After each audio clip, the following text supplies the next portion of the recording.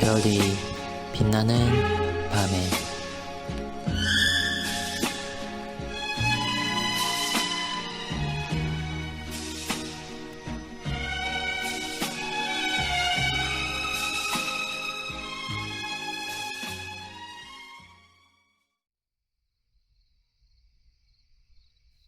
(57문에서 59문까지는) 75일차를 참고해 주시기 바랍니다.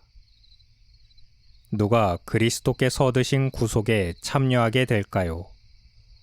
59문은 구속에 참여하게 되는 대상에 대하여 관심을 돌리고 있습니다. 교리문답은 그리스도께서 값주고 사신 사람들 모두라고 말합니다. 물론 이 본문만 본다면 사람들 모두가 불특정 다수처럼 보이지만 이제까지 논의의 연장선에서 그들은 하나님께서 창조 전에 그의 기뻐하신 뜻 가운데 선택하신 백성들이라는 사실을 부인할 수 없습니다.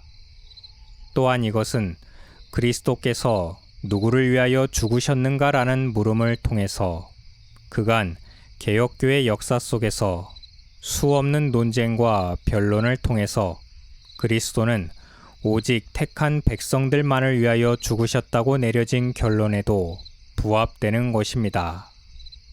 따라서 그리스도의 구속의 모든 혜택들을 받게 될 대상은 범죄한 모든 인류가 아니라 오직 창세 전에 그리스도 안에서 우리를 택하사 우리로 사랑 안에서 그 앞에 거룩하고 흠이 없게 하시려고 그 기쁘신 뜻대로 우리를 예정하사 예수 그리스도로 말미암아 자기의 아들들이 되게 하셨다는 에베소서 1장 4절, 5절 말씀을 따라 정한 백성들만이 받게 될 것이라고 결론 내릴 수 있습니다. 이것은 하나님이 정하신 사람 외에는 어떤 사람도 자기 노력이나 경건의 어떤 수고를 통해서도 결코 구원받을 수 없다고 말함으로써 사람들에게 삶에서의 무기력이나 체념 혹은 신앙을 운명론적으로 받아들이게 하려는 것이 아닙니다.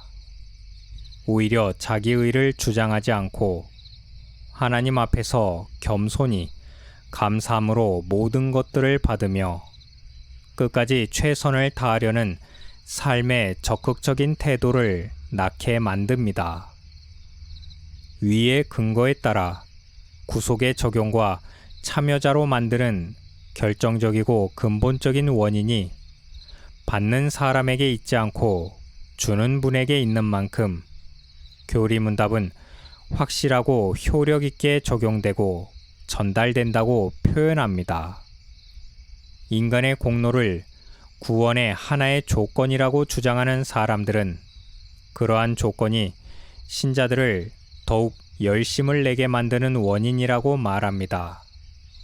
하지만 만일 그러한 열정을 내는 데 지쳐 있거나 끊임없이 자신을 의심하게 만드는 상황에 놓여 있다면 그것이 얼마나 자기의 구원에 대해서 낙심하고 좌절하게 만들 수 있는지를 생각하지 못하는 것입니다.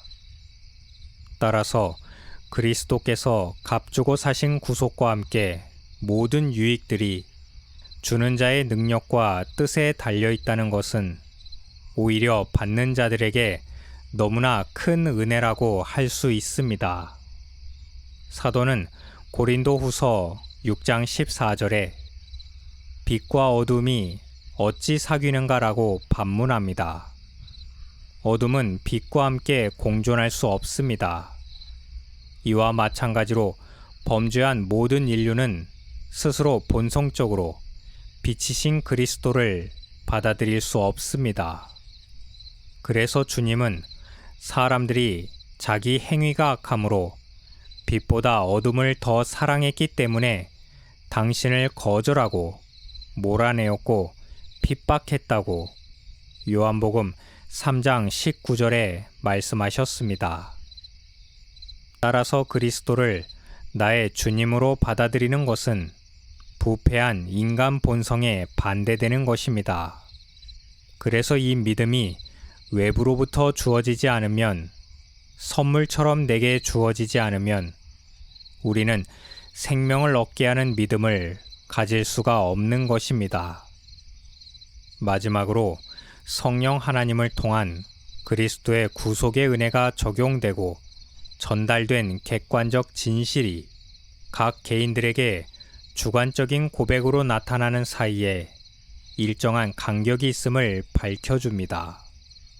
그것은 59문에서 그들은 때가 이르면 성령으로 말미암아 복음을 따라 그리스도를 믿게 된다는 말로 표현되었습니다. 각 사람에게 믿음의 은혜가 주어지는 때는 다릅니다. 상황과 환경, 계기도 천차만별입니다.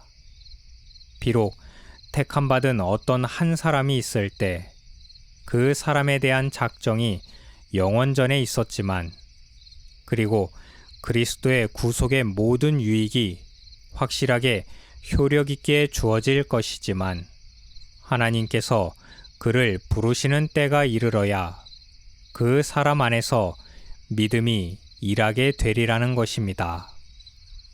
이것은 어떤 사람을 바라볼 때 자기 기준 또는 하나의 기준만을 가지고 그 사람의 신앙과 최후의 결말까지도 예단하는 일이 없도록 만듭니다. 그래서 어떤 사람이라도 하나님의 때가 이르기까지 기다리고 인내하며 그리스도를 영접하게 하는 일에 수고를 그치지 말아야 합니다. 우리는 57문에서 59문을 통해 그리스도의 구속의 적용이 성령 하나님의 사역이지만 동시에 그리스도의 남은 사역이며 삼위 하나님의 신적 사역이라는 것을 배웠습니다. 또한 믿음이란 주어진 것이고 선물이기 때문에 아무것도 자랑할 것이 없으며, 교회 공동체 안에 각각 부르심의 때가 다르기 때문에 그 점에서 오는 차이에 대해서 관대하며 인내심을 가지고 함께 가야 할 필요성을 생각하게 만듭니다. 오늘도 내주하시는 성령 하나님께서 그리스도의 구속의 유익들에 동참케 하시고 신앙의 확신과 열심의 동력으로 각 사람에게 역사하시기를 바랍니다.